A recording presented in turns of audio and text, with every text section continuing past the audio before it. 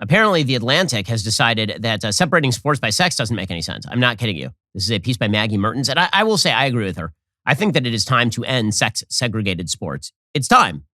I just, if women want to play football, then I guess that's just how it's going to go, as that 275-pound pure muscle linebacker just runs directly over that 120-pound female running back. I'm okay. All right. By the way, if there had been no sex-segregated sports, who are people who you never would have heard of. Any female athlete ever in any sport, pretty much. Like Serena Williams, you never would have heard of her because she can't compete with like the 250th best man on the ATP circuit.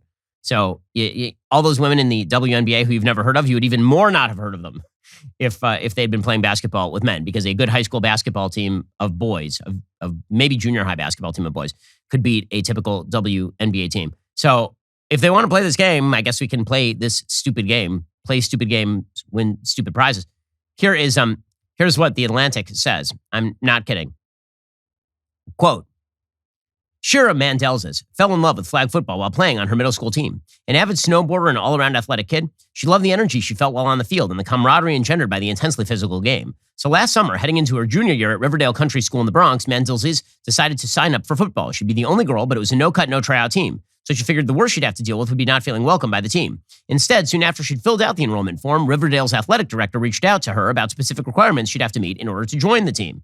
She had to abide by a set of mixed-gender sport regulations the New York State Education Department passed in 1985. These rules were designed in part to protect girls from harm during competition. They required that Mandelzis submit a record of her past performance in physical education classes, a doctor's physical documenting her medical history, and assessments of her body type and sexual maturity level. Once she passed a fitness test, including 1-mile run, sprints, push-ups, and curl-ups, she sends her scores to a closed-door panel, including physical education staff, other administrators of the school's choosing, and a consulting physician.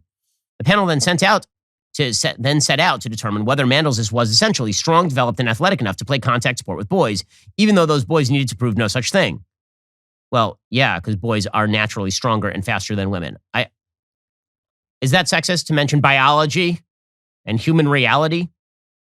Although Mandel's exact experience may seem rare, says The Atlantic, it exemplifies the way many people still view sports as a perfectly reasonable venue in which to enforce exclusion on the basis of sex. School sports are typically sex-segregated, and in America, some of them have even come to be seen as either traditionally for boys or traditionally for girls.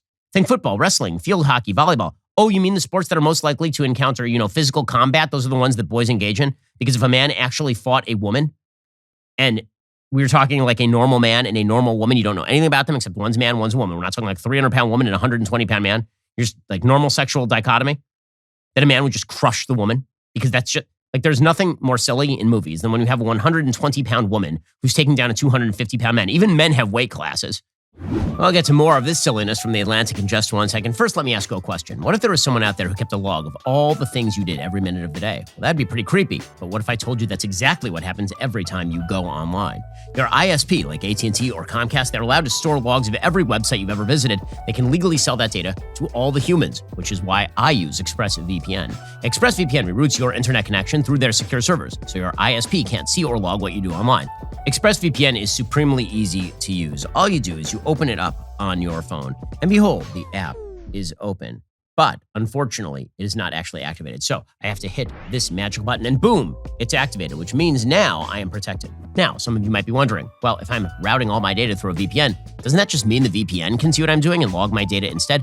You're right to think that. Many VPNs claim to have a no logs policy, but they've been caught logging customer activity. ExpressVPN is the only VPN I trust because they use trusted server technology. They were the first major VPN provider to engineer all of their VPN servers to run in RAM, which makes it impossible for their VPN servers to store any data, including logs of any ExpressVPN customer. You don't have to take my or ExpressVPN's word for it. ExpressVPN is so confident in their no-logs claim, they even had one of the biggest assurance firms, PwC, audit their technology. So, stop letting people keep logs of what you do online. Visit expressvpn.com/Ben Shapiro Show right now. Find out how you can get 3 months for free.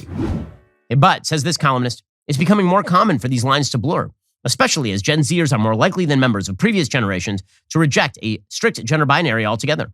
Maintaining this binary in youth sports reinforces the idea that boys are inherently bigger, faster, and stronger than girls in a competitive setting. A notion that's been challenged by scientists for years. Has it been challenged by scientists for years?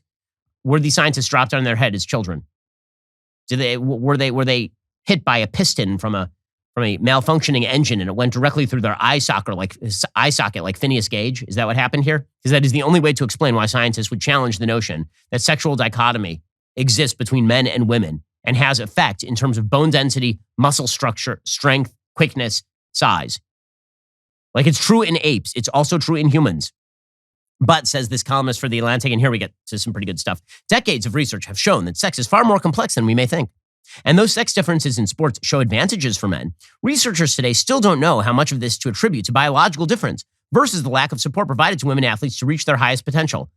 Oh, so if we just taught women to throw a ball faster, they wouldn't throw like girls. That's it.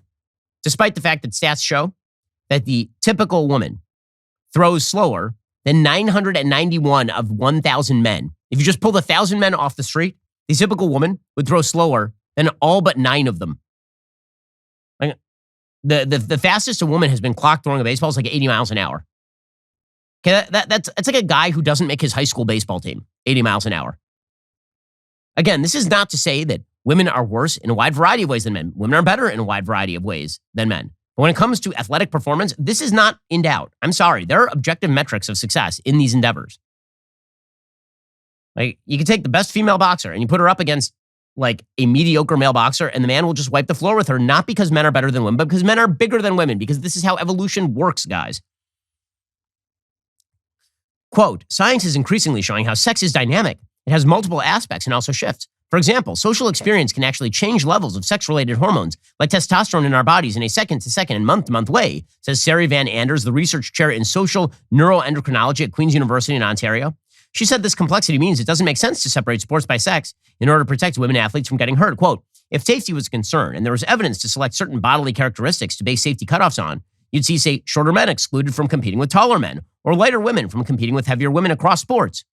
We do see weight class separation in boxing, rowing, and wrestling, but it's far from the norm across all sports and isn't typically seen as a method of integrating athletes of different sexes, though it could be. Old notions of sex as a marker of physical capability are changing, and more research is making clear sex differences aren't really clear at all. No, they are really, really clear. And by the way, this notion that here's the point. Sports is a meritocracy. Okay, there are natural classes within male performance that emerge. Short men do not play professional basketball. The shortest men playing professional basketball right now are 6 feet tall, which is like 3 inches taller than the American average man. Like, this is just such stupidity, but you are forced to believe that the emperor's wearing clothes. You have to. This is now a matter of fact, according to the left. Amazing, amazing stuff. So, again, we should let these geniuses teach our kids, I think. That's the important thing. The insistence on separating sports teams strictly by sex is backwards, argues Michelle Amusto, an assistant sociology professor at the University of British Columbia, who studied the effects of gender binary on students and young athletes. Part of the reason we have this belief that boys are inherently stronger than girls, and even the fact we believe gender is a binary, is because of sport itself, not the other way around. Oh, Sure. That's it. It's socialization. You nailed it.